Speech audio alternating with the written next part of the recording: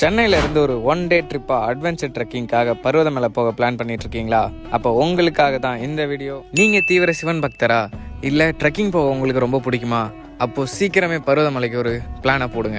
சும்மா போலான்னு நினைச்சு போனீங்கன்னா கண்டிப்பா பின்னாடி வருத்தப்படுவீங்க. மலை ஏற ஸ்டார்ட் பண்றதுக்கு முன்னாடியே மலையடி வாரத்திலே 24 மணி நேரமா உங்களுக்கு ஃபுட் ஃப்ரீயா கிடைக்கும். ஸோ சாப்பிட்டு தெம்பா ஏறுங்க. வாட்டர் பாட்டில் மறக்காம எடுத்துட்டு போங்க. ஸ்நாக்ஸ் எடுத்துட்டு போறீங்கன்னா ராபரி பண்றதுக்கு ஒரு டீமே இருக்கும், பார்த்துக்கோங்க. ஃபர்ஸ்ட் 1250 ஸ்டெப்ஸ் எப்படியோ ஏறிட்டீங்கன்னா அடுத்து கல்பாதை ரொம்ப கஷ்டமாவே இருக்கும்.